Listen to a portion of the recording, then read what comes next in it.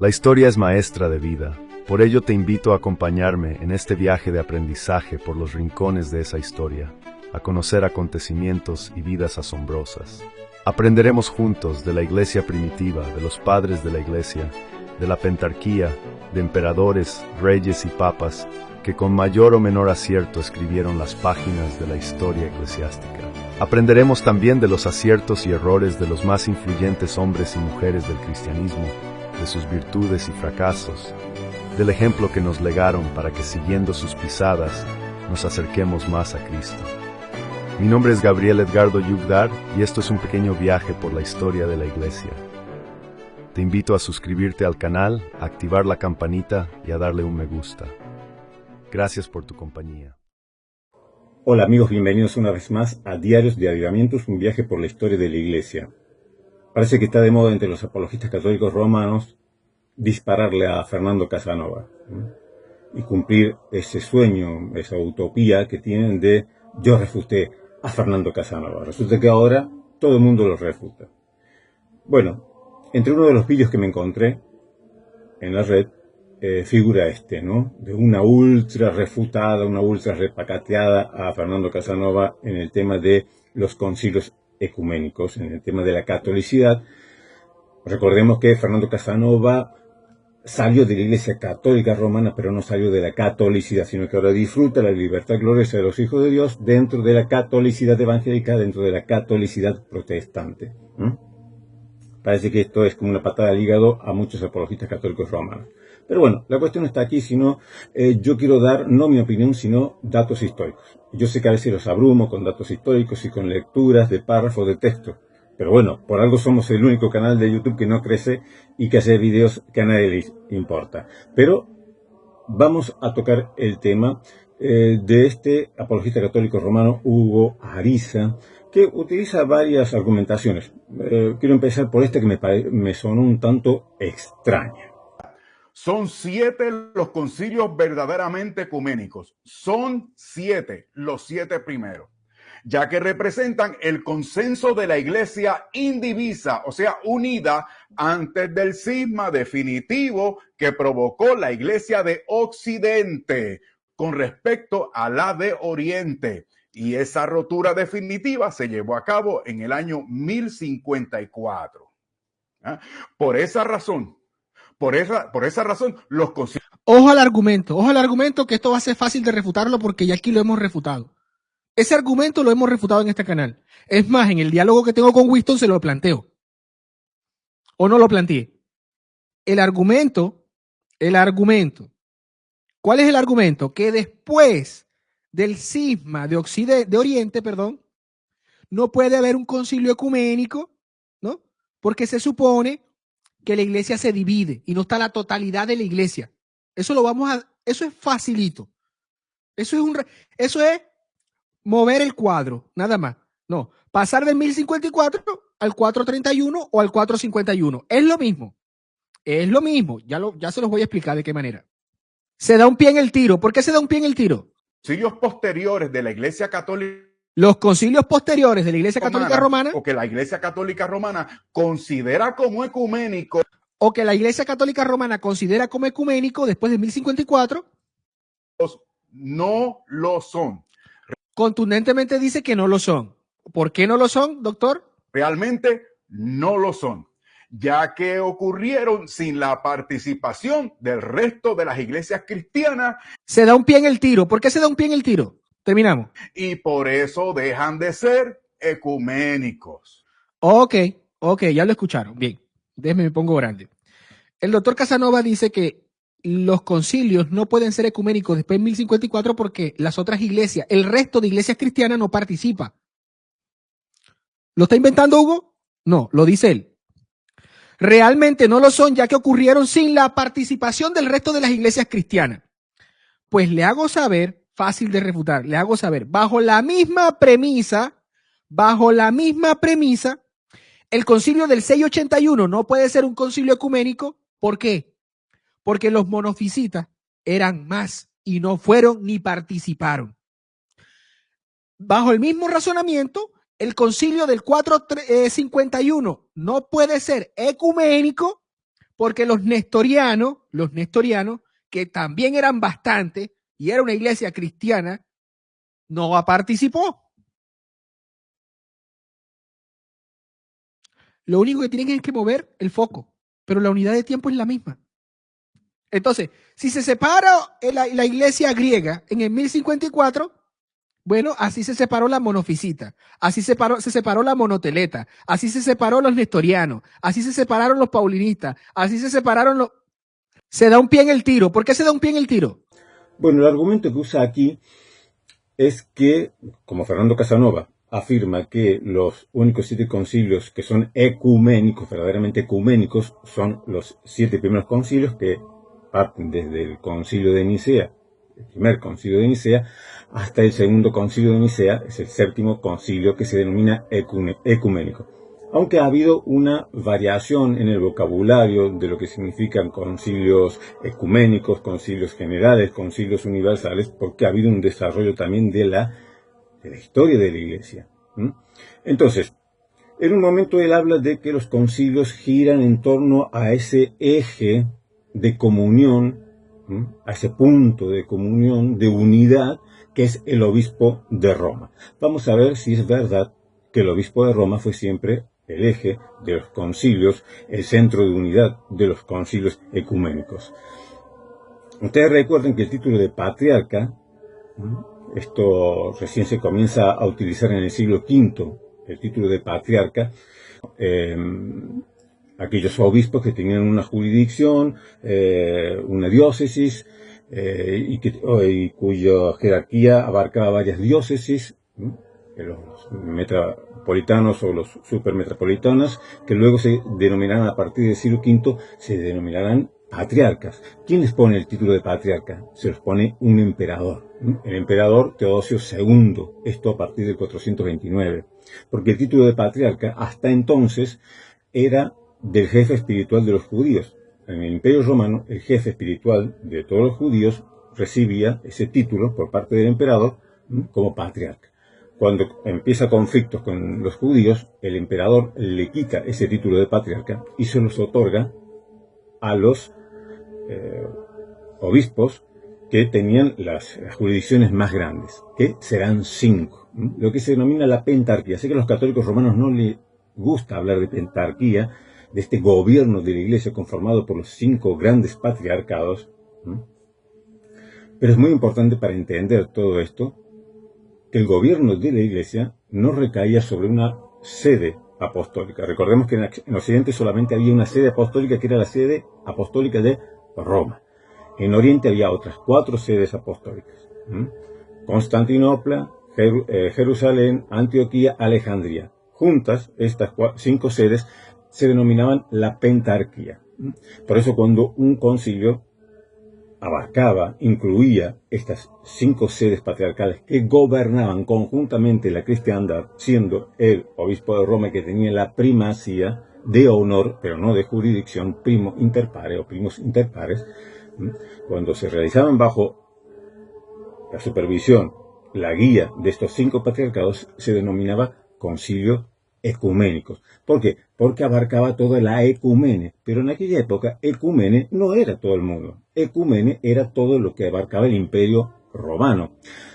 Ahora, siempre el católico romano dirá que el Papa era el eje, el centro de unión sobre alrededor del cual giraban los concilios. Porque el centro de atracción, ¿cuál era?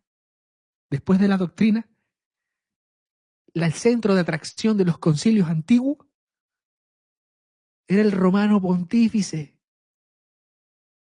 La verdad es que en estos primeros concilios ecuménicos, en estos 7 primeros concilios ecuménicos, ningún papa ofició un concilio, ningún papa estuvo presente en estos concilios ecuménicos. Estaban sus delegados, sus representantes, pero ningún papa ni convocó concilios, ni estuvo presente en los concilios. ¿Quién era el eje de unidad de la Iglesia en aquella época? Vamos a leer un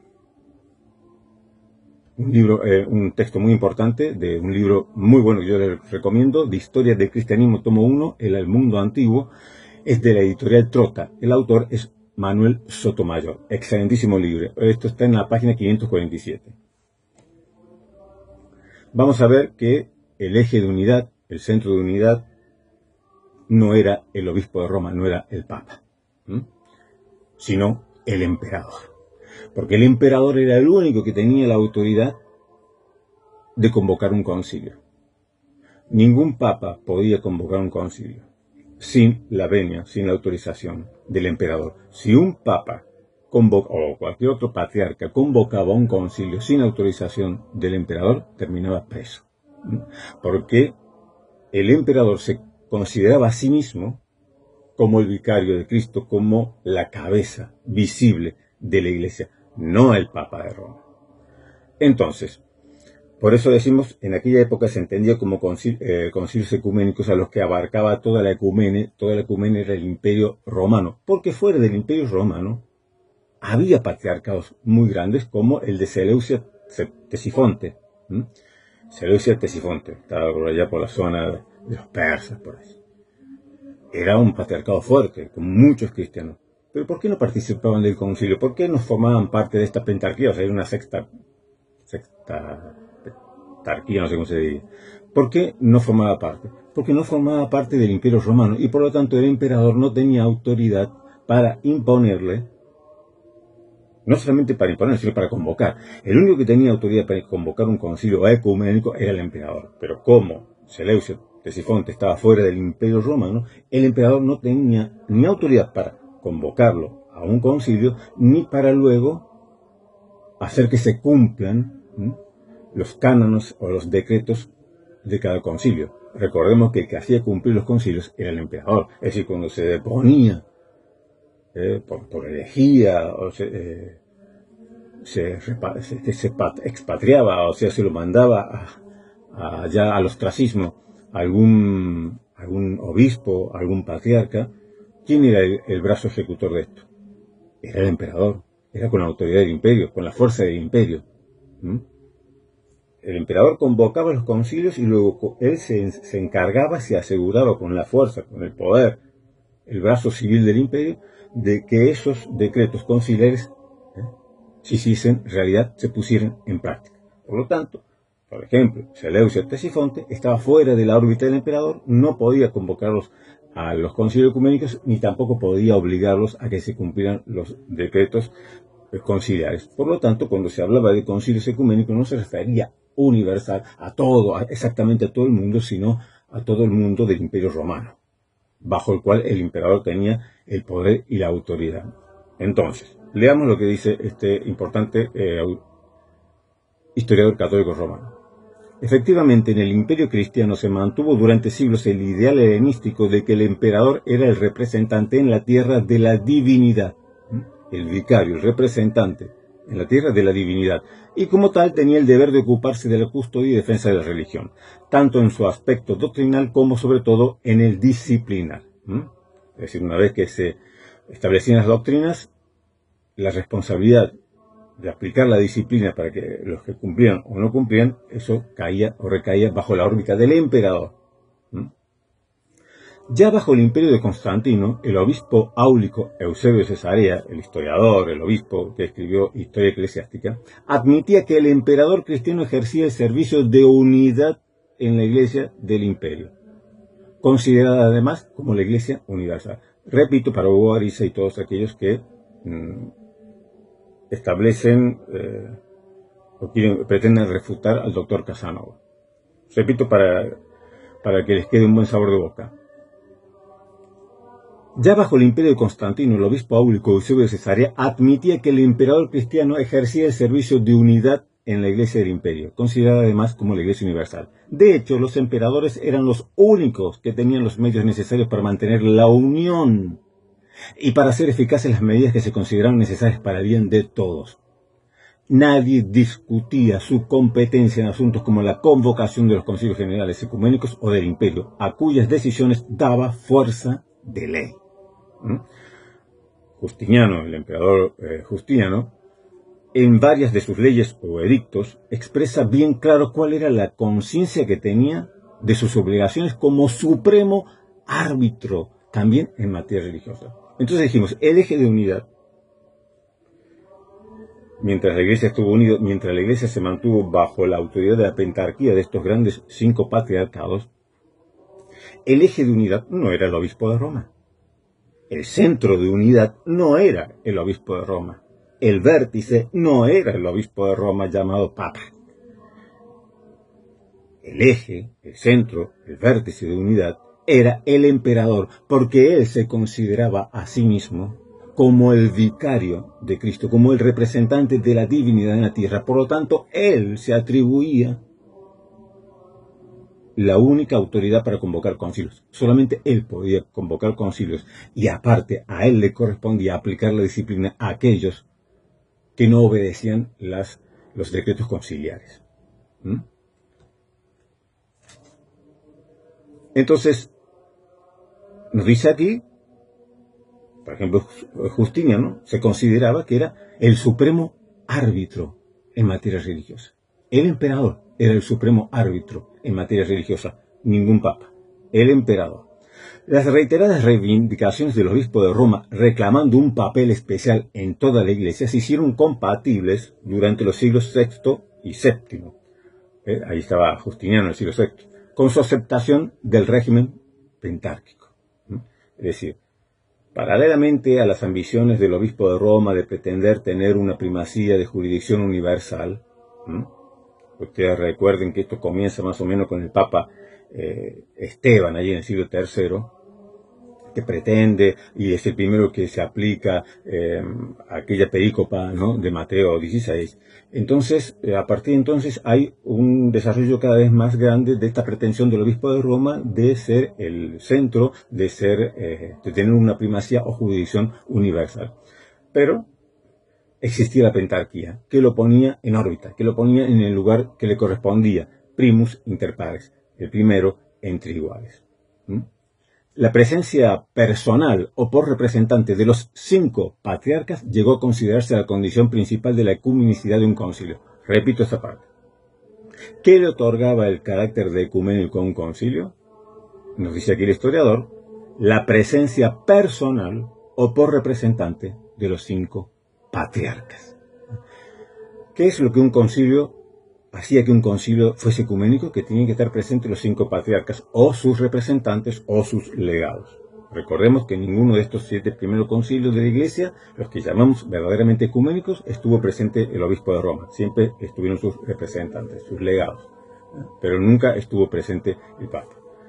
Pero tenían que estar los 5 patriarcas, incluyendo obviamente el Papa, que era uno de los 5, primero entre iguales. Estos 5 tenían que estar, o sus representantes. Eso le confería el carácter de ecuménico a un concilio. Leamos un poquito más también en este libro.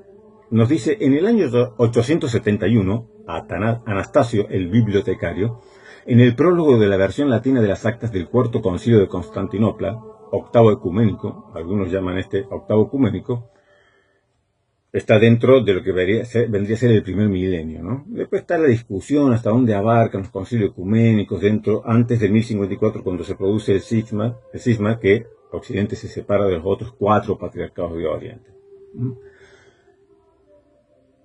Es en las actas del concilio que Anastasio el bibliotecario escribe y se las dirige al Papa Adriano, dice a propósito de dicho concilio: se ha celebrado en este sacrosanto sínodo en el 3er año del imperio del piadoso príncipe Basilio, teniendo reunidos todos los tronos patriarcales, como ningún otro. No inconvenientemente es llamado universal por todos. ¿Por qué es realmente universal? ¿Por qué es realmente universal? Porque están reunidos todos los tronos patriarcales, los 5 tronos patriarcales que estaban, recordemos, dentro del Imperio Romano, en donde abarcaba la autoridad del emperador, máximo representante, eje de unidad, que se consideraba a sí mismo como el representante, el vicario de la divinidad. Por lo tanto, sobre él recaía la responsabilidad de convocar un concilio, como dar por válido un concilio, como luego aplicar las sanciones a aquellos que no cumplían, obedecían los dictámenes de un concilio. Además, porque Cristo en su cuerpo, que es la Iglesia, ha colocado tantas sedes patriarcales como sentidos en el cuerpo mortal de cada uno, es decir, los 5 sentidos. Y así no falta a la Iglesia nada de su universalidad cuando todas, repito, y así no falta a la Iglesia nada de su universalidad cuando todas esas sedes tienen la misma voluntad. Como nada falta al movimiento del cuerpo si todos los 5 sentidos gozan de salud común e íntegra. Entre estas sedes, y ahora presten atención también a esto porque aquí nos pone en el lugar que se tenía a Roma, a la sede patriarcal de Roma. Entre esas sedes, la romana, como precede, justamente se compara la vista, es decir, como tiene el primado de honor, se compara la vista. Es un sentido al otro, a los 5 sentidos, pero es el más eminente de los sentidos, el más agudo y el que está en comunión con todos, más que ninguno de ellos. Siempre esta primacía de honor que tenía la sede de Roma y que tenía el obispo de Roma. Pero dice, este concilio es universal porque han participado de él los 5 tronos patriarcales. Como hay 5 sentidos en el cuerpo, y si todo funciona en armonía, entonces podemos decir que el cuerpo está completo, pero estaban los 5 tronos patriarcales. Eso le confería la universalidad, eso le confería la ecumenicidad. Entonces, aquí utiliza un argumento un poco extraño, Hugo Ariz. Porque Fernando Casanova y nosotros afirmamos que, bueno, claro, no se puede considerar un concilio ecuménico a partir del 1054, porque ya la Iglesia se había roto, se había dividido. Había quedado el patriarcado de Occidente, Roma, por un lado, y los patriarcados de Oriente por el otro. Entonces, él dice, bueno, entonces tampoco tendréis que considerar válido, qué sé yo, el concilio de Calcedonia, porque ya no estaban allí la iglesia nestoriana, que era muy grande e importante. O no puedes llamar luego sería el quinto concilio, creo que es el segundo de Constantinopla, no podéis llamarlo ecuménico, porque ya no estaban los eutiquianos, que eran los monofisitas, seguidores de Eutiques. Entonces, como ya no estaban los monofisitas, que era una iglesia muy importante, entonces ya tampoco podrías llamarlo ecuménico, porque no estaban. Tú tienes que correr el marco, así como dices, no se pueden llamar ecuménicos a los concilios que se realizan después de la separación o el cisma de Oriente, considerado llamado cisma de Oriente, cuando se separa Roma de los otros 4 patriarcados, no puedes llamarse ecuménicos porque una parte de la iglesia no estaba. El tema de los concilios ecuménicos y qué los hacen ser ecuménicos. Como este es un pleito más grande entre ortodoxos y católicos, que él traiga a la mesa a Giuseppe Alberigo para fundamentar y argumentar que solamente los 7 primeros concilios, los grandes concilios, los concilios antiguos, son los que son verdaderamente ecuménicos, va a tener un problema con el mismo Giuseppe Alberigo en el mismo libro que él cita. ¿Bien? Mira, los católicos romanos tienen otros 14 concilios. O sea, lo mismo diría los monofisitas. Te pasaste de largo, campeón. Lo mismo me diría un nestoriano. Lo mismo me diría un monoteleta. Ahí están los católicos romanos celebrando un concilio, diciendo y afirmando que en Cristo hay 2 voluntades, cuando en Cristo lo que hay es una sola voluntad. Te dirían los monofisitas, porque es la misma iglesia católica romana. ¿Captaron? ¿Captaron? Mal argumento, dale play DJ. Se da un pie en el tiro. ¿Por qué se da un pie en el tiro? Entonces dice, con esa misma lógica, tú tampoco podrías llamar concilio ecuménico al concilio de Calcedonia, al segundo concilio de Constantinopla, al tercer concilio de Constantinopla, al segundo concilio de Nicea, que sería el 7º concilio ecuménico. Bueno, eso es una mala argumentación. Eso es mezclar todo y obviamente, yo siempre le digo una cosa. El católico romano, el apologista católico romano lo tiene muy fácil para convencer a sus oyentes. Primero y principal, porque lamentándolo en el alma, la mayoría de sus oyentes no investigan. Simplemente abren la boca y reciben lo que le da,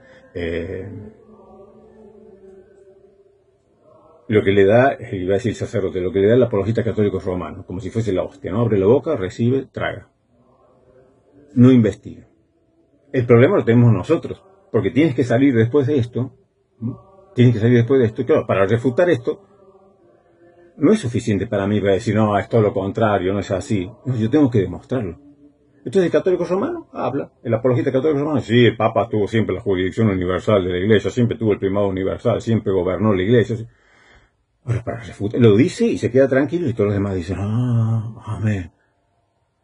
Ahora, para refutar eso, tú tienes que acarrear con la bibliografía, tú tienes que hacer un programa extensísimo con menciones de tales autores, de estos eruditos, de estos catedráticos de historia, para demostrar que no es así. O sea, la carga, la prueba, se la pone sobre nosotros y nosotros tenemos que llevar un cargamento que nadie quiere ver, por eso estos videos que nadie quiere ver, ¿por qué? Porque son densos, porque son cansadores, porque es más fácil ponerse a hacer una reacción, ¿no? Yo reacciono a tal cosa y empezar a hablar y no mostrar ninguna prueba. Más difícil es tener que traer la prueba, poner en juicio y dar un veredicto. Entonces, ¿por qué digo que es un pésimo argumento? Porque, pongamos por ejemplo, en el tercer concilio de Éfeso. ¿Cuándo fue? En el 331. Bueno, en el concilio de Éfeso se condena lo que sería el nestorianismo. ¿Quién era Nestorio? Se lo condena como hereje y se condena al nestorianismo como herejía. ¿Quién era Nestorio? Nestorio era el patriarca de Constantinopla. Oponiéndose a Teotocos, bueno, desarrolla toda una doctrina que es considerada por la Iglesia, por el concilio en la Iglesia en Éfeso, como herejía. Muy bien, se lo considera como hereje, queda fuera Nestorio, se lo depone del patriarcado con la autoridad imperial, se lo quita del patriarcado, colocan a otro patriarca, y los seguidores de Nestorio quedan fuera, excluidos. En el próximo concilio, que sería el concilio de Calcedonia, en el 381, ya no está la iglesia nestoriana. Pero en el 381 se va a condenar a los seguidores de Eutiques, al monofisismo. Entonces, en el otro concilio, en el quinto concilio que llamamos ecuménico, ya no van a estar ni los nestorianos, ni van a estar los eutiquianos o monofisitas. Entonces dice, claro, no puedes llamarlos ya ecuménicos según tu forma de ver las cosas. Y yo digo, ¿por qué no? ¿Qué pasó con Nestorio? Lo quitaron. ¿En el próximo concilio estuvo? No. ¿Estuvieron en Nestorio? No. Pero la sede de Constantinopla, donde era patriarca Nestorio, ¿estuvo en el concilio de Calcedonia? Sí. La sede de Constantinopla estuvo en el concilio de Calcedonia. ¿Qué dijimos en lo que estuvimos viendo anteriormente, que nos dice Sotomayor? ¿Cuáles eran las condiciones para que un concilio fuera ecuménico? Que estuvieran los 5 tronos patriarcales, lo que se denominaba la pentarquía. Mientras estuviera la pentarquía representada, cada pentarquía por su patriarca, su obispo o por sus legados, ese concilio se consideraba ecuménico. Cuando es depuesto Nestorio de la sede de Constantinopla, en el próximo concilio, que es dijimos, en el de Calcedonia, ¿está presente la sede de Constantinopla? Sí. Entonces, ¿por qué me dices tú que no estaba presente la iglesia? Si el requisito no era que estuviera presente tal grupo o estuviera presente tal persona, era que estuviera presente los 5 patriarcados, la pentarquía. Por eso a ellos les conviene sacar siempre de eje, de la vista, quitar la pentarquía. Porque cuando tú colocas en el lugar que corresponde a la pentarquía, te das cuenta que esta argumentación que está esgrimiendo es mala, es falsa. ¿Sí? No están los monofisitas. Bueno, ¿cuál es el problema? La sede de Alejandría está allí representada. Es decir, el trono patriarcal de Alejandría está allí en el concilio. Los nestorianos ya no están. La iglesia nestoria o iglesia ya no están. Son grupos considerados herejes, que no pueden participar en un próximo concilio. Cuando un concilio consideraba a alguien hereje o a un grupo hereje, ya no podía participar en el próximo concilio. Pero lo que le confería la ecumenicidad a ese concilio y la validez de ese concilio no es que no estuviera o estuviera ese grupo, sino que los 5 tronos patriarcales estaban. Y en ninguno de los 7 primeros concilios ecuménicos falta, ya sea por sus representantes, ya sea por su voto, ya sea por su aprobación, ya sea porque estaban allí respaldando, los 5 patriarcados, los 5 tronos patriarcales de la pentarquía. Esto es como, por ejemplo, digamos, bueno, entonces, en el concilio, ustedes saben que en el concilio de Nicea, en el 325, se condena el arrianismo. Pero ¿qué pasa del 325 al 381, cuando es el primer concilio de Constantinopla? En ese lapso, en esos 50 años, resulta que lo que había sido condenado, el arrianismo había sido condenado, comienza a prevalecer en la iglesia. Y llega un momento en que el arrianismo es dominante. Cuenta con el favor de los emperadores, se deponen de sus sedes a los nicenos, a los que estaban a favor del concilio de Nicea. Tal es así que el Papa Liberio, condena, anatemiza a Atanasio, al gran campeón de la ortodoxia, de la divinidad de Cristo, de la ortodoxia trinitaria. Atanasio es condenado por el Papa Liberio, porque el Papa Liberio se pone del lado de los semi-arrianos. ¿Sabían ustedes eso? El Papa Liberio condena, anatematiza a Atanasio, el gran campeón alejandrino de la ortodoxia trinitaria, de la ortodoxia nicena. Porque se pone del lado, para no perder su sede, porque si no también estaba amenazado, lo habían echado, pero luego para volver, que para quedar bien con el emperador, tenía que quedar bien con los semisarrianos, porque los emperadores estaban más, no eran arrianos en sí, en su totalidad, pero sí eran más propensos a lo que sería el semiarrianismo. Liberio se pone del lado, el Papa Liberio se pone del lado de los semiarrianos y condena a Atanasio, que es depuesto de su sede y enviado al ostracismo, exiliado. Entonces el arrianismo llega a un momento en que es predominante. Y no se acaba el arrianismo cuando se hace el segundo concilio ecuménico, el de Constantinopla, en el 381. No se acaba. El arrianismo continúa y sigue siendo fuerte. Pero no por eso decimos que el segundo concilio ecuménico, que es el de Constantinopla, o el tercer concilio de Éfeso, que no es ecuménico porque ya no está la iglesia arriana, que era muy importante. Sí que era importante. Ustedes saben que, por ejemplo, los bárbaros se convierten, una vez que arrasan lo que sería el imperio romano de Occidente, que es depuesto el último emperador romano de Occidente, y por ejemplo en España, los visigodos, ¿no? Tenemos ahí los godos, los ostrogodos, los visigodos eran arrianos. Y ahí establecen el reino visigodo en España, pero son todos arrianos. ¿Recuerdan ustedes aquella historia de Leovigildo, aquel rey visigodo que tiene un hijo? Leovigildo tiene un hijo que se llama Hermenegildo. Hermenegildo se convierte al catolicismo romano. Era en la época de aquellos grandes padres de la iglesia como Leandro de Sevilla, o su hermano Isidoro de Sevilla, que es considerado como el último padre de la iglesia de Occidente. Bueno, el rey visigodo Leovigildo tiene un hijo, dijimos, Hermenegildo, que se convierte al catolicismo romano. ¿Qué hace Leovigildo el rey? Lo hace matar. Lo hace matar porque su hijo se convirtió al catolicismo romano. Bueno, es considerado mártir y declarado santo. Hermenegildo. Pero ¿qué sucede? Luego de que mata a su hijo, resulta que le queda otro hijo que va a subir al trono, Recaredo. Entonces al final de su vida, Leovigildo dice: che, Recaredo, conviértete al catolicismo romano. Después que había hecho matar a su hijo, pues se había convertido al catolicismo romano, le dice a su otro hijo, antes de que asuma el reinado, le dice: conviértete al catolicismo romano, porque es la única forma de mantener la unidad del reino, porque era muy difícil no tener unidad religiosa.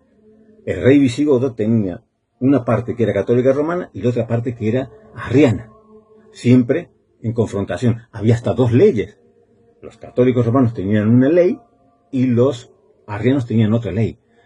Entonces se da cuenta Leovigildo al final de sus días, después de que había metido la pata de haber hecho a matar a su hijo para haberse convertido al catolicismo romano, le dice a su hijo Recaredo, antes de que asuma el trono, le dice: conviértete al catolicismo romano, porque es la única forma de tener unidad en el imperio. Es decir, estamos en una época en la cual el arrianismo sigue muy fuerte. Sigue muy, muy fuerte, sobre todo en Europa, porque los pueblos bárbaros habían sido evangelizados por arrianos. Y porque ellos no participaban en los concilios ecuménicos, entonces no quiere decir que nosotros vamos a considerar inválidos esos concilios. Porque allí lo que define que un concilio ecuménico sea ecuménico, no es si la iglesia arriana no estaba, si la iglesia nestoriana no estaba, o si la iglesia monofisita estaba o no estaba. sino si los 5 patriarcados estaban. Entonces esa argumentación es muy mala, se cae por su propio peso.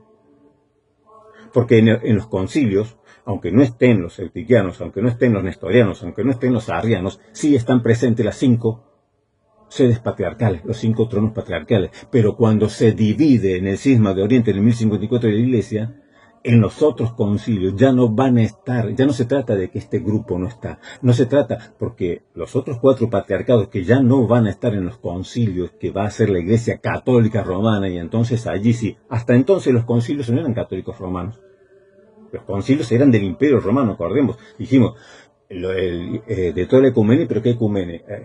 Se refería a ecumene a lo que abarcaba el Imperio Romano, porque el emperador era el que convocaba, por lo tanto, donde no tenía autoridad el emperador, no podía convocar concilios, ni tampoco tenía autoridad para ejecutar, para hacer que se cumpliesen los dictámenes de los concilios. Entonces, ese era la catolicidad. Si estaban presentes las 5 sedes, pero los concilios no eran católicos romanos. Como dijo un bruto por ahí, no, sí, los concilios eran católicos romanos. No eran católicos romanos. Eran romanos porque estaban bajo el Imperio Romano y porque los convocaba el emperador romano, que era el único que tenía emperador. Recordemos que el emperador romano no era solamente el de Occidente, sino también el de Oriente. Y el emperador era el único que tenía el poder, la facultad de convocar un concilio. Pero eran imperios, eran concilios romanos de toda la ecumene del Imperio Romano. Cuando se divide, cuando se separa la Iglesia, no es ya un grupito que no está, y que además había sido considerado hereje, sino que ahora te faltan 4 patriarcados. De un plumazo, Occidente, la sede patriarcal de Occidente, borra 4 patriarcados, que eran condición sine qua non para que un concilio sea declarado ecuménico, verdaderamente universal. Pero a partir del cisma de este cisma de Oriente, la Iglesia Oriental se niega a hacer concilios porque dice, ya no tiene sentido hacer un concilio ecuménico porque no va a haber una unidad, tienen que estar los 5 patriarcados.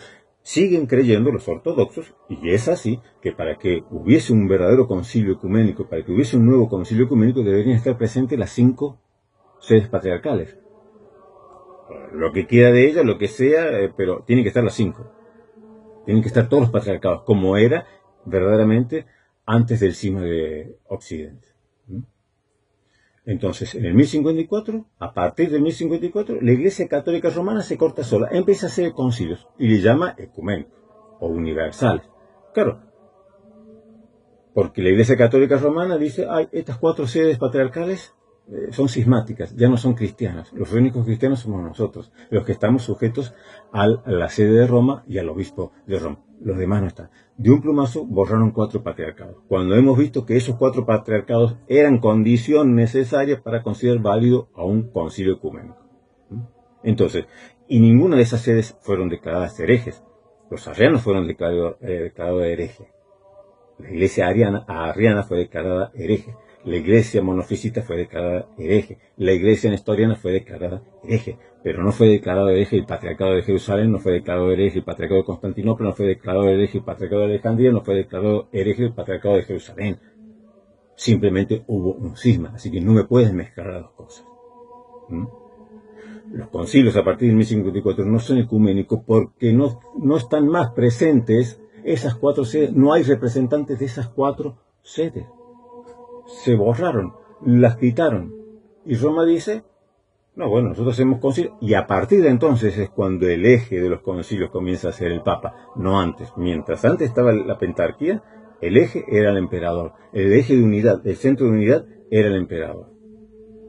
Cuando la iglesia romana, y como ya estaba muy debilitado, ya había en el 476, había caído el Imperio Romano de Occidente, Rómulo Augustulo, el último emperador, había sido quitado. ¿Quién fue que lo quitó?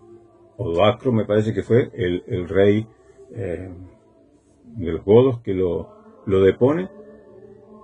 Bueno, es quitado, cae el Imperio Romano de Occidente. Bueno, hasta 1453 que cae el Imperio Romano de Oriente, y estaba muy debilitado. Después de 1054 estaba muy debilitado el Imperio Romano de Oriente, y termina cayendo. Por lo tanto, ya no hay un emperador que convoque concilios. A partir de entonces, el único que convoca concilios, ¿quién es? El Papa.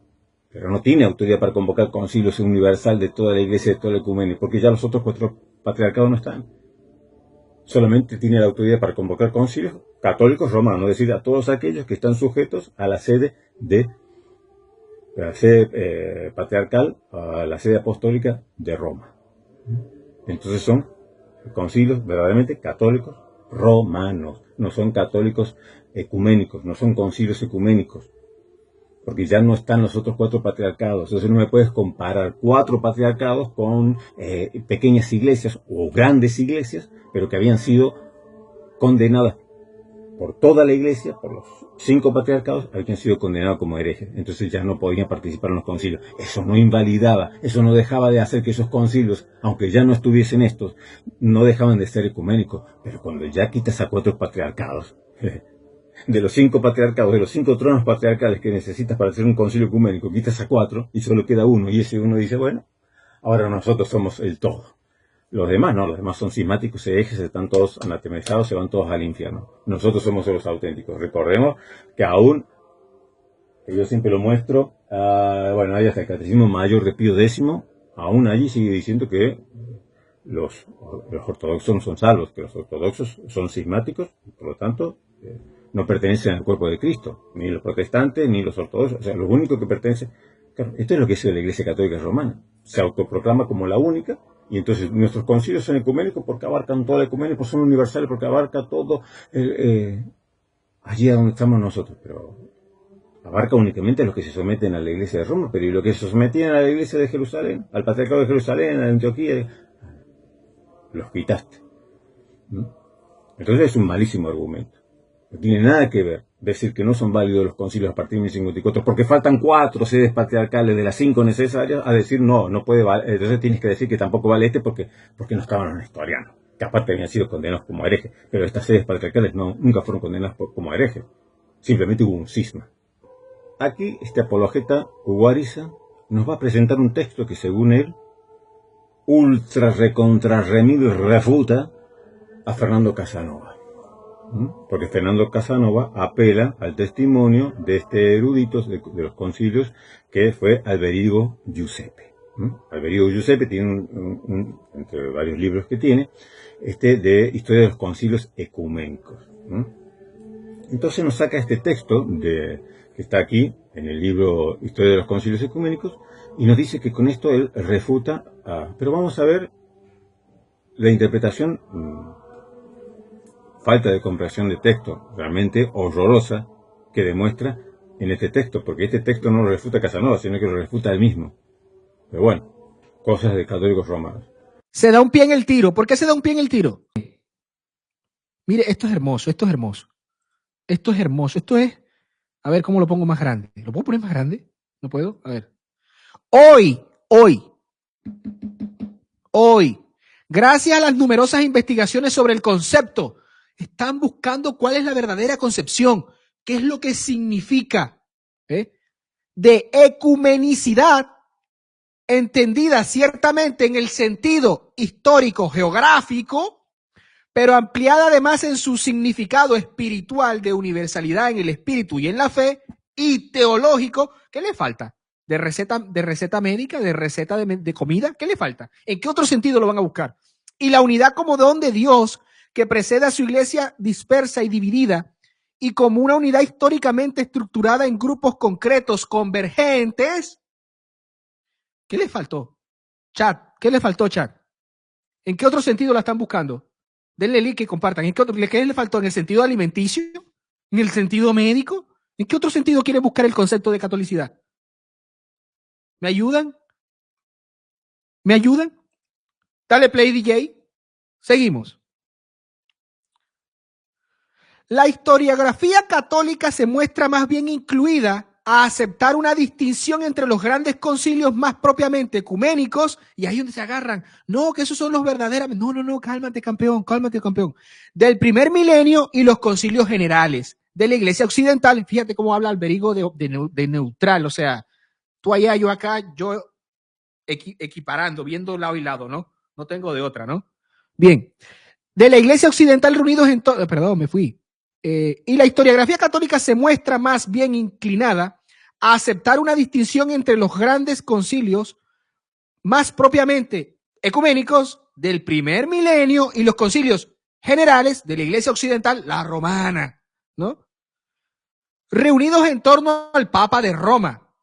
León, atendiéndose además en las palabras del Papa Pablo VI, 1974, con ocasión del 7º centenario de siempre se me escapa esta palabra, hermano, a ver aquí, Ludunese, o no sé, nunca he podido decirla. Pertenece más bien a este segundo grupo.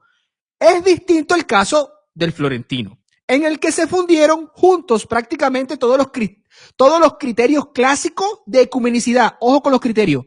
Todos los criterios clásicos de ecumenicidad, y al que ya desde el siglo XV se dio el título octavo ecuménico, queriendo así conectarlo claramente con los acontecimientos conciliares del primer milenio cristiano. La negación que siempre aparece, se los voy a poner en verde, se los voy a poner en verde, aquí viene la bomba, hasta aquí. La negación, va para el argumento que uno cuando lee Alberigo le busca la manera de traer toda esa argumentación ortodoxa y ponerla sobre la mesa, pero a la luz, hoy, gracias a la historiografía, a buscar todos los sentidos de ecumenicidad, dice, la negación que siempre aparece en la literatura ortodoxa de la ecumenicidad del Concilio de Florencia debido a su falta de recepción por parte de la Iglesia es históricamente reciente.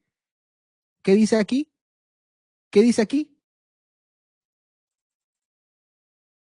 Aquí, ¿qué dice? Aquí, donde está más verde. ¿Qué dice? No le queda de otra, mire. Es inaplicable para muchos concilios antiguos. No hay manera que esos sean los criterios. Este es el texto que me interesa y que remarca con verde, porque aquí está la refutación monumental y él mismo se alaba, se besa, salta de alegría porque dice que le ha hecho un golazo, porque no sé qué, a Fernando Casanova. Dice, hoy, nos viene diciendo Giuseppe Alberigo, hoy, gracias a las numerosas investigaciones sobre el concepto de ecumenicidad, entendida ciertamente en sentido histórico-geográfico, pero ampliada además en su significado espiritual de universalidad en el espíritu y en la fe, no solamente geográfico y teológico, la unidad de Dios como don, la unidad como don de Dios que precede a su iglesia dispersa y divide, y como unidad históricamente estructurada en grupos concretos convergen. La historiografía católica se muestra más bien inclinada a aceptar una distinción.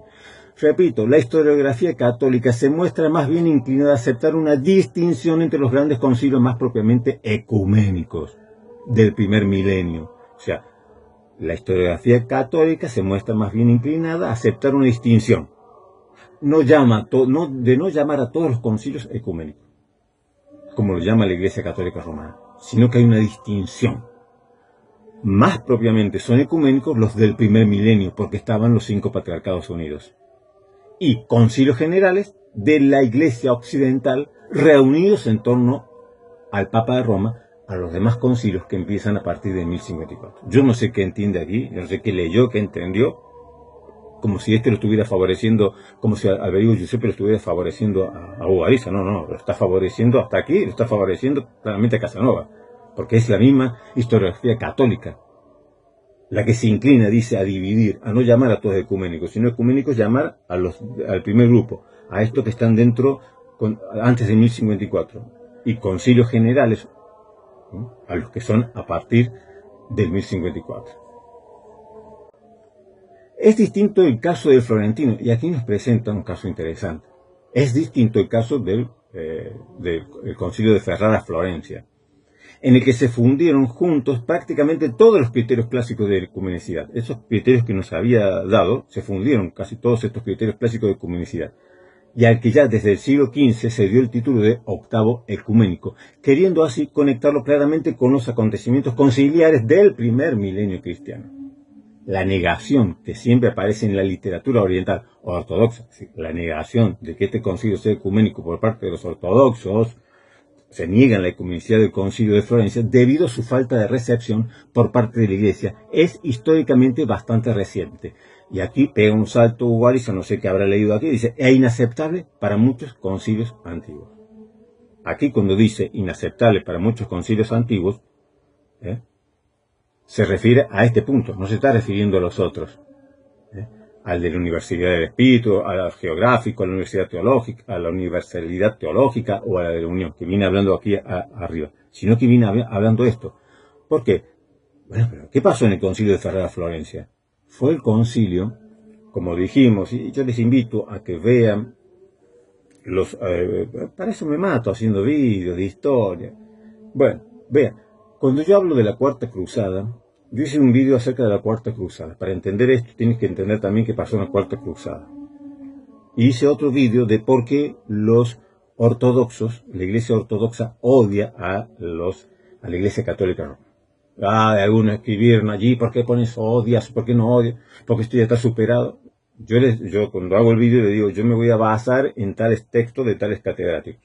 Es la terminología que allí uso. Así que yo, como dije, me voy a basar en este texto de Friedrich Herr, por ejemplo, me basé en de historia de la historia medieval.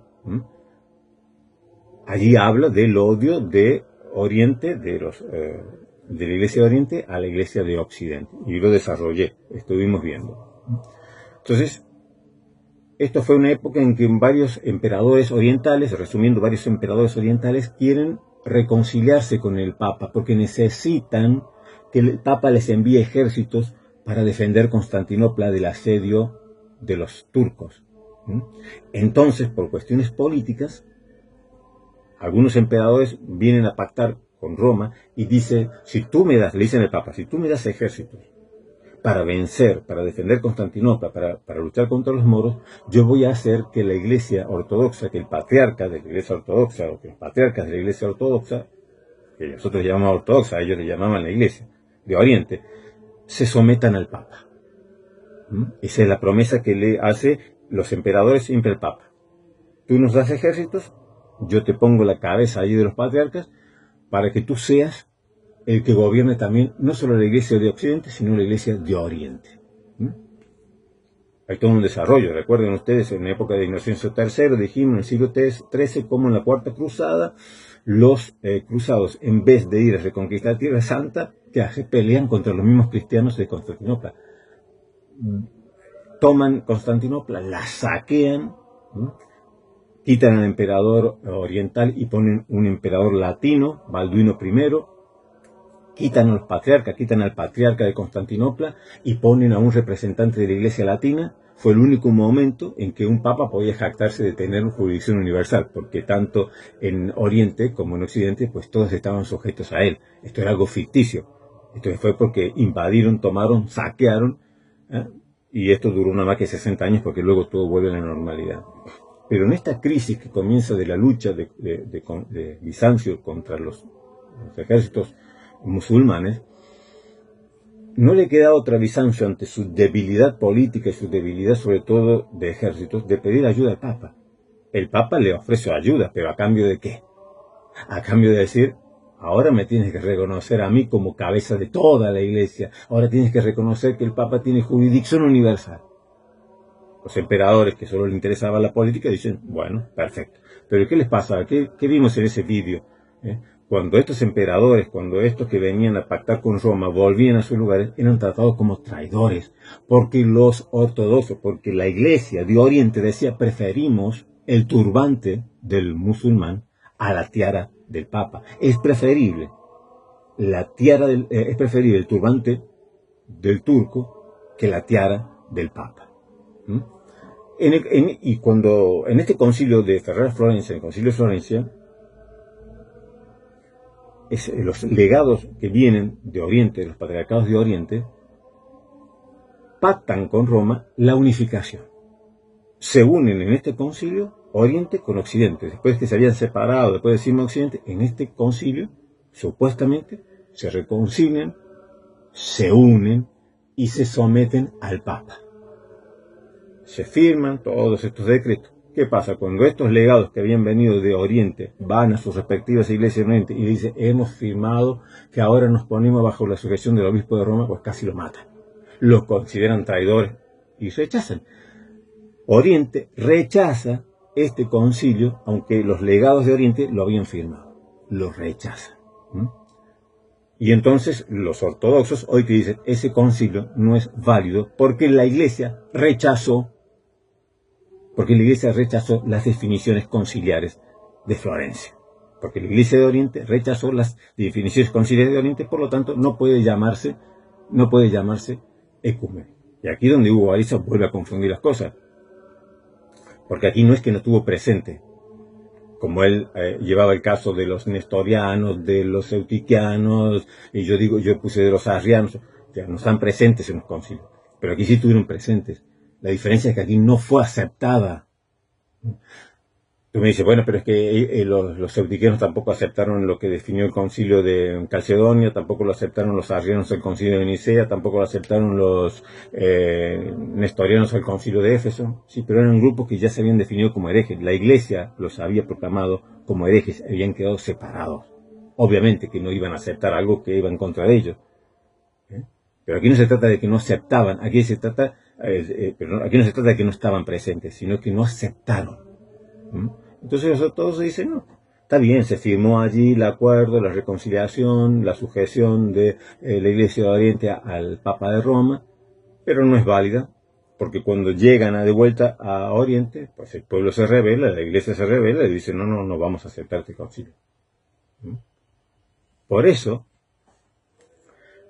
dice que este argumento, la negación de ecumenicidad del concilio debido a la falta de recepción por parte de la Iglesia, es decir, porque cuando le llevan las definiciones conciliares, la Iglesia no las recibe, las rechaza a la Iglesia de Oriente, entonces esto no podría ser ecuménico. Entonces, ese principio no se podría aplicar a los otros concilios, porque en los otros concilios no se trataba de que no estaban presentes, sino de que estos grupos no aceptaban las definiciones, no toda la Iglesia aceptó las definiciones conciliares de los otros concilios anteriores, pero no es porque no estaban representadas. Lo que le daba validez a los concilios no era si aceptaban o no aceptaban.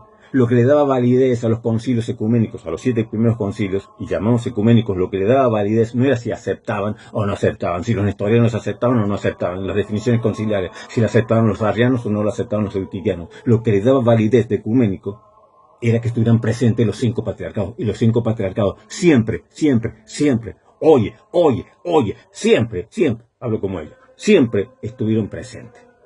Estos 5 patriarcados, en estos 7 primeros concilios. Entonces aquí el problema no es que no estuvieron presentes, porque los ortodoxos sí estuvieron presentes. Aquí el problema, ellos dicen, no es válido porque no fue aceptado por la Iglesia. Entonces Giuseppe Berio dice, esto no se podría aplicar antes, entonces.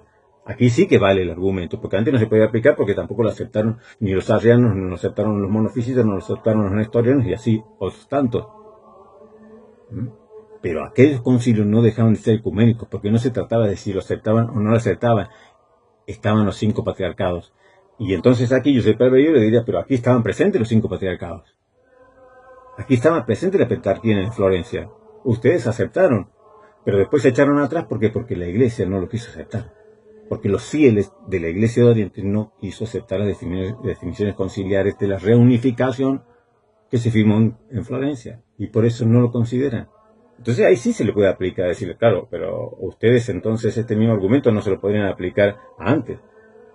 Claro, pero no es el argumento que está usando Fernando Casanova. El argumento que está usando Fernando Casanova no es si se aceptó o no se aceptó, sino que en los 7 primeros concilios estaban presentes los 5 tronos patriarcales que eran condición sine qua non para darle carácter de ecumenicidad a un concilio. Aquí no se trata de que si no estaban presentes, sí estaban presentes en Florencia. Lo que no quisieron es aceptar las definiciones dogmáticas del concilio.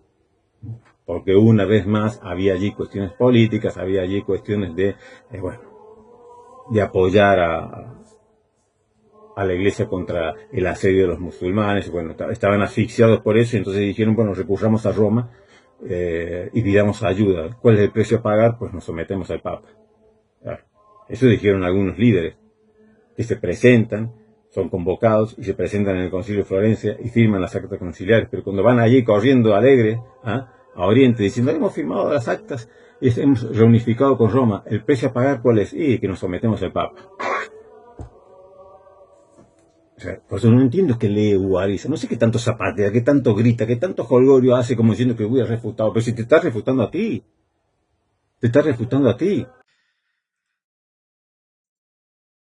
¡Auch! ¡Auch! se da un pie en el tiro. ¿Por qué se da un pie en el tiro? Bueno, busquemos un árbitro. Yo necesito un árbitro que haga, que medie entre Hugo Ariza y yo. Tachán, lo tengo en bolsita. Este me llegó hace muy poquito tiempo. Está virgen todavía. Historia de los concilios. La Iglesia a través de sus concilios ecuménicos. Es de David Abadías Aurín. Es del año 2023, o sea, es muy actual. ¿Quién es este niño David Abadías Aurín? Sacerdote de la diócesis de Terrassa, bachiller en teología por la Facultad de Teología de Cataluña, licenciado en teología bíblica por la Facultad de Teología de Cataluña, licenciado en historia y bienes culturales de la Iglesia por la Pontificia Universidad Gregoriana, con calificación summa cum laude, doctor en historia y bienes culturales de la Iglesia por la Pontificia Universidad Gregoriana, con una calificación de summa cum laude, decano de la Facultad de Historia, Arqueología y Artes Cristianos Antonio Gaudí, allí en Barcelona, profesor de Historia de la Iglesia Medieval, de Metodología y Fuentes Históricas y de Historia del Renacimiento, rector de la parroquia, y como se le cita el poste, en 2023 fue nombrado nuevo obispo auxiliar de la diócesis de Barcelona. Es decir, este muchacho no es un nabo como yo, tiene más títulos que el Barça de Pep Guardiola. Bueno, ¿qué nos dice? Un libro muy bueno. ¿Qué nos dice este libro? En la página 11. Yo lo invoco como árbitro en esta contienda. El título de este libro merece también una aclaración. ¿Hablamos de los concilios universales? ¿De los concilios ecuménicos? ¿Cómo hemos de referirnos para nominar a ese grupo de 21 concilios? 21 concilios que la Iglesia Católica Romana le llama concilios ecuménicos. Los ortodoxos dicen no, ecuménicos son los 7 primeros, o los protestantes decimos no, ecuménicos son los 7 primeros concilios, que es lo que dice el doctor Fernando Casanova, no, ecuménicos son los 7 concilios. Entonces este catedrático, obispo auxiliar de Barcelona, dice, bueno, entonces ¿cómo le llamamos?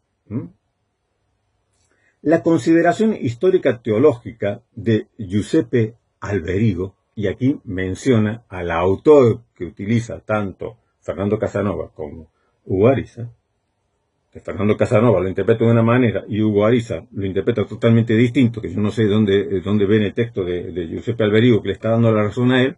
Pero bueno, a ver qué dice este especialista en concilios de la Iglesia. Dice: la consideración histórica teológica de Giuseppe Alberigo y su grupo de Bolonia, es decir, es una escuela de historiografía, fue la de distinguir entre concilios ecuménicos, los del primer milenio antes del cisma oriental, y concilios generales después de 1054. ¿A quién está dando la razón? Es decir, el doctor Fernando Casanova dice, los concilios que se pueden llamar verdaderamente ecuménicos son los de antes de 1054. Y pone como referente, por ejemplo, a Giuseppe Alberigo, este catedrático especialista en concilios generales. Hugo Ariza dice que refuta a Fernando Casanova utilizando a Alberigo y Giuseppe, porque Alberigo y Giuseppe dice que no, que ecuménicos son todos. Sin embargo, este catedrático que escribe esta historia de los concilios dice no, Giuseppe Alberigo y la escuela de Bolonia separan. En el mismo texto que leímos de Giuseppe Alberigo dice que la historiografía católica tiene una tendencia a separar entre concilios ecuménicos, los de antes de 1054, y concilios generales después de 1054. Aquí lo vuelve a decir, aquí lo refrenda, aquí está diciendo que sí, que Giuseppe Alberigo distingue, divide, separa, no llama a todos los concilios ecuménicos. Para Giuseppe Alberigo, este historiador católico romano, los concilios se dividen en concilios ecuménicos antes de 1054 y concilios generales después de 1054, que ya no se pueden llamar ecuménicos porque faltan los otros 4 patriarcados. No es porque si estaba ausente un grupito de personas o una iglesia de tal o la iglesia de los nestorianos. No. Es que ya te has quitado a 4 tronos patriarcales que eran necesarios, condición sine qua non para que un concilio fuese ecuménico. Tenía que estar la pentarquía.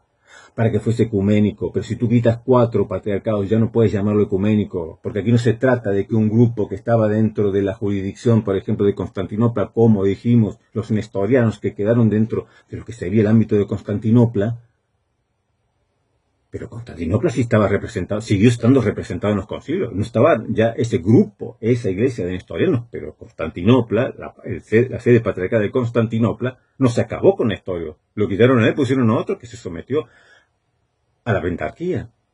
Estaba representada también Constantinopla en los siguientes concilios. Entonces nos dice que Giuseppe Alberigo y la Escuela de Bolonia fue, la característica, la consideración fue la de distinguir entre concilios ecuménicos, los del primer milenio antes del Cisma Oriental, y concilios generales, después del 1054. Esta distinción generó un no pequeño debate entre los especialistas a finales del siglo XX e inicio del siglo XXI, es decir, que continúa el debate. Signo de cuán actual es todavía esta cuestión, que no se han puesto de acuerdo los católicos romanos. Por este debate que continúa hasta aún hoy. Los católicos romanos, y él se inclina, por lo que veo, por el título que... Él se inclina a hacer esta separación también un poco. Concilios ecuménicos, los de antes de 1054. Concilios a partir de 1054, cuando ya no están presentes estos cuatro patriarcados, pues bueno, concilios generales, llamémoslo, o también los llaman universales, porque está representado por todo el universo de iglesias, ya no del Imperio Romano, porque ahí cambia históricamente. Recordemos que la ecumene, en aquella época de los 7 primeros concilios, tenía el concepto de ecumene, sí, todo el mundo habitado, pero ¿qué todo el mundo habitado? Todo el mundo habitado del Imperio Romano. Pero ahora, cuando se habla de ecuménico y se refiere a ecumene, ya no es solamente el Imperio Romano. Ya está el Imperio Romano, es que abarca a todo territorio, a todo lugar habitado del planeta. Ya no del Imperio Romano, sino del planeta. Entonces cambia. Dice, el mismo autor también hace una definición del concepto de concilio universal, indicando que estos solo pueden ser llamados así a partir de 1054. Es decir, que a partir de 1054 son concilios universales. Antes de 1054 son concilios ecuménicos. Aunque los obispos orientales fuesen invitados a participar de los mismos. Y ahí dice, este debate entre Brandon Müller y la Escuela de Bolonia, que está representada por Alberigo, Meloni y otros historiadores, se centró posteriormente en la ecumenicidad del Vaticano I y Vaticano II. Bueno, recordemos que Giuseppe Alberigo, claro, discutirá siempre esto, y la Escuela de Bolonia que representa, la historiografía siempre discutirá esto. No se pueden llamar concilios ecuménicos si faltan 4 patriarcados. Llámale concilios generales, llámale concilios universales. Pero no ecuménicos, ecuménicos, y ahí le da la razón a Casanova, ecuménico, ciego, solo pueden ser los concilios hasta el 1054. Vemos entonces, y aquí nos muestra este árbitro, este obispo auxiliar, historiador, este catedrático, católico romano, obispo de Barcelona, que Giuseppe Alberigo hacía una clasificación como la hacemos nosotros los protestantes, como la hace Fernando Casanova. ¿Concilios ecuménicos? Sí, hasta el 1054. Después ya no hay concilios ecuménicos, porque una de las condiciones para que sea ecuménico es que estén presentes no iglesias pequeñas, no un grupo de que estaban de acuerdo o no está de acuerdo. Tienen que estar presentes los 5 patriarcados, las 5 sedes patriarcales, los 5 tronos patriarcales. Cuando faltan 4, entonces ya no puedes decir que son ecuménicos. Llámale concilios generales de la Iglesia Católica Romana, concilios universales de la Iglesia Católica Romana, pon el título que quiera, pero ya no son ecuménicos. Eso afirmaba Alberigo Giuseppe. Y está en lo correcto, y en la traducción correcta, en la interpretación correcta, la que hace Fernando Casanova. Pero Hugo Ariza lee este texto, y yo no sé de dónde leyendo este texto que lo refuta él, saca que refuta a Fernando Casanova. Yo la verdad que quedé asombrado. Yo lo escuché y decía, pero no estás leyendo que te estás refutando a ti. Que lo que dice Giuseppe Alberigo, que lo que no se puede aplicar a los concilios anteriores, es la cuestión que dicen los ortodoxos. No, este concilio, el de Florencia, donde se firmó la reunificación, o se estableció la reunificación de la Iglesia de Oriente con la de Occidente, de la de 5 patriarcados, no es válida porque la Iglesia no la aceptó. Entonces Giuseppe Alberigo le dice, claro, pero ese criterio no podría entonces aplicarse a los otros concilios, porque tampoco toda la Iglesia aceptó todas las definiciones conciliares, por eso hubo tantas separaciones. ¿Mm? Pero el argumento que nosotros utilizamos para decir que los 7 primeros concilios son ecuménicos no es en la aceptación, sino en la representación, querido. No se trata de aceptación, sino de representación. Se trata si este grupo aceptó. Claro que no aceptaron ni los eutiquianos, ni los arrianos, ni los nestorianos. Pero aquí el problema no es la aceptación, como dicen los ortodoxos. Aquí el problema es la representación, que en esos concilios estaban representados las 5 sedes patriarcales, que nos dicen los padres de la iglesia, nos dicen los historiadores de esa época, como leímos, de este que dijimos que era el bibliotecario, que no me acuerdo el nombre, que le escribe al Papa, dice, los 5 tronos patriarcales han estado representados, y eso le da carácter de ecuménico, porque los 5 tronos patriarcales de la pentarquía han estado presentes o representados. Entonces no se trata de que si estaban presentes, sino se trata de la representación. ¿Estaban los 5 patriarcados? Sí, entonces es ecuménico. A partir de 1054, ¿están los 5 patriarcados? No, solo hay un patriarcado, el de Occidente. Entonces no son ecuménicos. Eso dice Giuseppe Alberigo. Y le está dando la razón totalmente a Fernando Casanova. Y sin embargo, este pollito de Hugo Ariza dice, no, me da la razón a mí. Y pacateo, y destruyo a Fernando Casanova, y los refuto, y los recontrafuto al doctor Fernando Casanova. Si solamente los 7 concilios ecuménicos, entonces la Iglesia Católica Romana está mintiendo. A partir de 1054 no hay concilio ecuménico. No me cites a Giuseppe Alberigo, profe. Usted sabe que yo lo quiero mucho. No me traigas a Giuseppe Alberigo. No lo traigas a la mesa, campeón. No hagas esto, profe.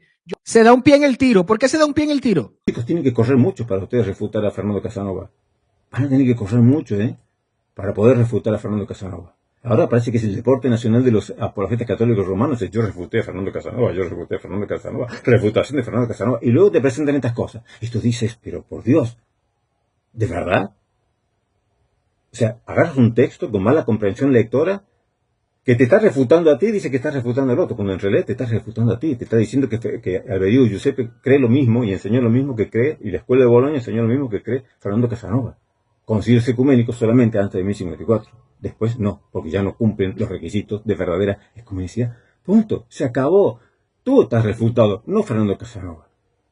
Pero claro, ahí está. Ese vídeo de Hugo Ariza tiene más like de las vistas que tendrá este vídeo. ¿Por qué? Porque el católico romano se sienta ahí, escucha y dice, ajá, y le van pasando por la mente hamburguesas, le van pasando choripanes, le va pasando por la mente un montón de cosas. Ya está. Le dan una palmadita en la espalda, abre la boca, y reciba. Chao, adiós. Ego te absolvo, peccatis tuo. Entonces, si te pones a investigar, si te pones a escudriñar, te das cuenta que cuando un apologista católico romano dice refuto, destruyo a los protestantes, refuto a Fernando Casanova, refuto a los protestantes, basta que raspes un poquito por encima, un poquito, que raspes por ahí. Te das cuenta que es falso, no es oro todo lo que brilla, muchachos, los engañan. No digo que Hugo Ariza, yo estoy convencido que es una falta de comprensión lectora aberrante lo que ha hecho, porque ha hecho una mezcla que yo me quedaba así como diciendo, pero ¿qué estás leyendo? O sea, ¿qué estás interpretando del texto? Claro, no están acostumbrados a hacer exégesis, ¿entiendes? Como los protestantes. Los protestantes nos ejercitamos continuamente cuando leemos las escrituras a interpretar el texto, a hacer una exégesis, a no caer, a evitar usar todas las reglas hermenéuticas para no caer en la exégesis. Pues cuando yo leo este libro, cuando yo leo a Giuseppe Alberigo, también tengo que hacer exégesis, tengo que hacer utilizar una hermenéutica para ver qué dice, interpretar correctamente el texto que estoy leyendo. Pero como los católicos romanos no están acostumbrados, no tienen este deporte de hacer exégesis, de interpretar, de hacer un esfuerzo hermenéutico para interpretar correctamente la historia, porque hay una hermenéutica histórica también, la historia hay que analizarla, hacer una hermenéutica histórica. Y hay una hermenéutica de los textos, y una hermenéutica bíblica. Entonces es más fácil decir, sí, va, esto, aquello, decir 4 cosas, refutado, y está total como nadie va a ir a comprobar.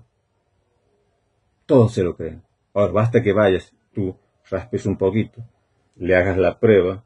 No, esto no es oro, esto es falso, esto no es así.